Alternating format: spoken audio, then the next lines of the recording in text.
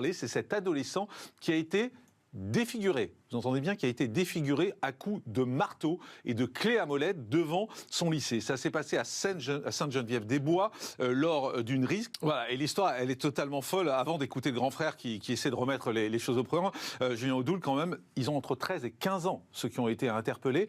Ils ont défiguré leurs camarades. Et vous avez... on va écouter ce jeune dont je vous parle depuis tout à l'heure. On va écouter un premier extrait. Donc, on va dire les choses. C'est un jeune qui vient de banlieue, c'est un jeune qui est noir, et qui, même s'il est masqué, on le voit à ses mains et on voit à certaines parties de son visage, il témoigne masqué. C'est sur les réseaux sociaux, ça fait beaucoup parler parce qu'il dit des choses que seul lui peut dire.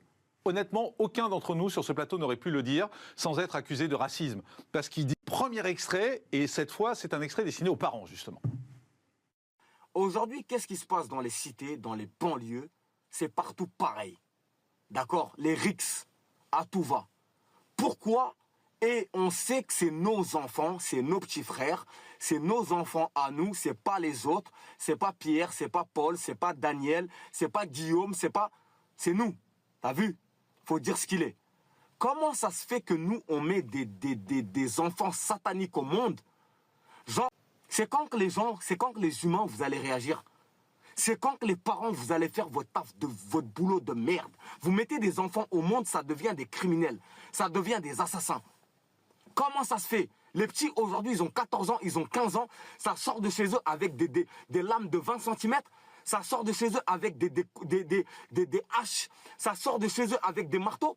Et vous, les parents, dans tout ça, vous êtes où? Les parents, dans tout ça, vous êtes où? Vous mettez des enfants au monde, vous ne savez pas où ils sont. Comment ça se fait?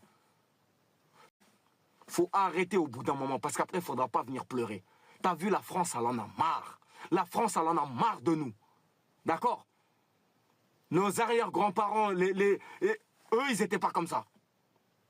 Certes, ils travaillaient, ils faisaient beaucoup d'enfants, mais ils éduquaient leurs enfants de A à Z. Jamais tu voyais leurs enfants faire ça. D'accord? Alors, il le dit avec ses mots, mais en fait, ces mots, je crois que beaucoup de gens peuvent y adhérer, Julien Audoul.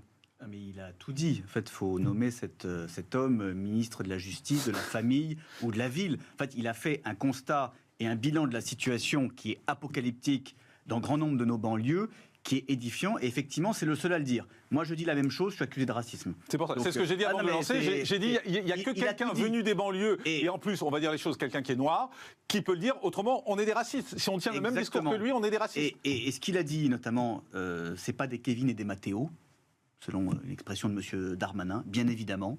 Il dit c'est pas Pierre, c'est pas Paul, voilà. C'est pas Daniel, c'est pas Guillaume, c'est nos enfants. Donc il y a un lien évident entre l'insécurité, l'ensauvagement, la barbarie qui gangrène une partie de la jeunesse et l'immigration.